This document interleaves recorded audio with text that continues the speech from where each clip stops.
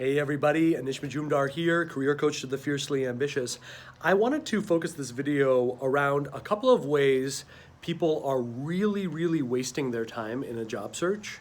I don't know about you, but one of the things that really bothers me is when I see truly qualified people, amazing people, right, who deserve to have their pick of opportunities, who deserve to get on with their lives in that way, spending 30, 40, 50 plus hours every week with very little to show for it, okay? So I want to talk a little bit about what's going on here, and I want to give you 5 specific areas, okay? 5 big ones where people are unnecessarily wasting their time. You eliminate these, you're going to have a big leg up, and you're just going to get to the end result that much faster, okay? Culprit number 1, it's a big one. One resume.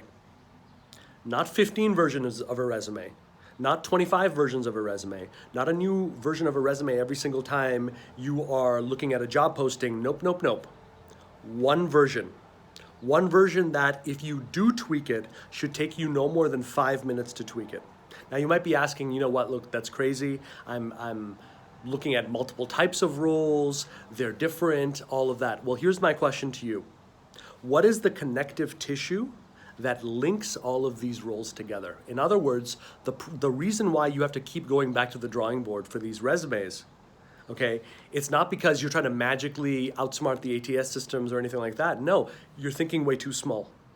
You're thinking, well, this is a marketing role, and then this is a business development role, and this is a hybrid sales marketing role. These all need new resumes. No. Challenge yourself to ask yourself, okay, what is the connective tissue that links all of that in terms of what I do, right? What is the big picture? Do I just have a gift for helping companies connect with clients? If that's the case, then what I do as a marketer, as a business development specialist, as a sales representative, these are all arms that accomplish that. But that should be where the resume starts from. That should be what the top section of that resume is all about. The high level, the biggest level of impact that you have, which can sustain every kind of role that you are going out for. Now look, if you are looking for roles in dramatically different sectors or something like that, you know, like legal is one and then operations is another, or something insanely crazy like that, okay, yeah, then maybe you need 2 versions. But for 95 to 99% of the people out there, they can get away with one strong resume. And there's a bunch of other advantages as well. You know, when you commit to one, you not only commit to thinking high level, you communicate a new level of confidence, a new level of self-assuredness. What do you think employers want? Do they want someone who changes with the wind? They change no matter what happens, you know, you just tell me, boss, I'm gonna do it? Or do they want an expert? Do they want someone who knows his or her value and is bringing something theirs to the table? That's the bigger gain from going with one resume, okay? So that's the first one. You should aim to have one resume that does the job for all of it. And if you're not, think higher level. Number 2, come into every interview face-to-face with a decent built-out set of questions that are designed to get the conversation to a real place. One of the biggest reasons why job searches take way too long is because someone is basically sliding over a copy of their resume and saying, hey, whatever you've got, I'm there, you know? Well, that's not helpful. That's not helpful. That means that basically they're gonna ask you questions about their priorities. You're gonna get no clarity. And if they decide to follow you up, they'll be like, well, yeah, we like that person, didn't have much initiative, you know, but yeah, okay, we'll get back to them 2 weeks from now. Now, if you go in there and you've got questions, deep questions, about what kind of pain are they experiencing, especially as it relates to what you do. Every single ramification of that. Where are they in terms of the company? What are their biggest priorities 3, 6, 9, 12 months from now? What's going to be happening down the pike? What are their competitors doing? What are their major concerns right now? What's driving this new hire, right? All of these are beautiful fodder for question after question after question. And when you go in there, you don't have to ask every single question you have. But if you have a solid base, it's going to make the conversation realer, faster. You're going to talk about what's really going on that much sooner, and the overall hiring process will start to shrink. okay? You cannot be passive in this. You have a 50-50 role to play in every single one of these interviews, and questions are a big reason for that, okay? So that's number 2. Come in with detailed, specific, deep, expansive questions in every single face-to-face interview. That is your responsibility, and I promise you that is going to have a tremendous impact on how quickly you get hired and move on with your life, okay? Number 3, target decision makers, not HR and recruiters. I see way too many people playing the, hey, you know what, if I get a recruiter on the line, all my problems are solved. Or you know what, if I could just, if I'm targeting company X, who's the HR person? Why are you targeting these people? Why? Because they're in control of hiring? Yeah, they can be. They can be responsible for filling roles, but they have no power. They don't have the power to say, oh, you know what, you're an expert. I wasn't even thinking about that, but boy, oh boy, do we need help with this. You're hired. We'll structure the role next week, okay? They don't have power. That's what a decision maker does. That's what someone who is experiencing the pain of what you solve does, right? And that's how I want you guys to be thinking about this, okay? You should be, in terms of your outreach efforts, in terms of who you're networking with, who you're building relationships with, and who you're dialoguing with. They should not be either A, direct peers and competitors of yours. Like if I'm a chief marketing officer, the last people I should be speaking with are fellow chief marketing officers. I should be speaking with CEOs, operating leaders, strategic leaders, growth leaders, anyone who could potentially be feeling the pain of a company that is falling way behind on marketing. Because again, it's about thinking big.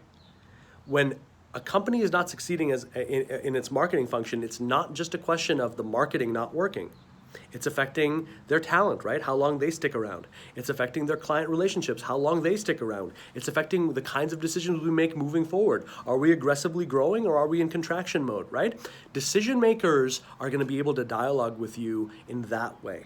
They're going to be able to talk with you in that way, and they're going to be able to see the value of what you are as an individual, not just as a candidate. HR and recruiters do not have that power. So you should be focusing the majority of your networking and relationship building efforts around decision makers, not HR or recruiters, okay? Number 4, sounds simple? Boy, does it make a huge difference, okay? Schedule every single call. From now on, there is no such thing as, hey, someone just calling you on a random afternoon, hey, you got a couple of minutes to talk about an opportunity? No, you don't. No, you're an expert. You already have offers on the table. You got 15 to 20 other business relationships going. You've got 100 other relationships in its infancy that are being developed. Your day is booked. So if they call you, pick up the phone, hey, do you have like a couple of minutes to talk about it? You know what? I don't right now. I'm heading right into a meeting. But how about tomorrow at 11:30 a.m.? Does that work for you? And while I have you here, what are the biggest areas that I can lend some clarity on, just so I can better prepare for this? Great. By doing that, you do a couple of things. Number 1, you stick up for yourself. There's a higher perceived value of who you are. Everyone always wants people in demand. That's why you don't have to put in words like unemployed, in transition in your LinkedIn profile. It'll only hurt you. We want people who are already making an impact. That's what we want, right? So when you do that, your perceived value increases. Also, you get clarity on exactly what you're talking about. You're not going to be wasting time trying to figure that out. And the last one, okay, is you're going to be able to focus up, and you're going to have a chunk of specific time to get that clarity, okay? Every employer needs to know that your time is not for free.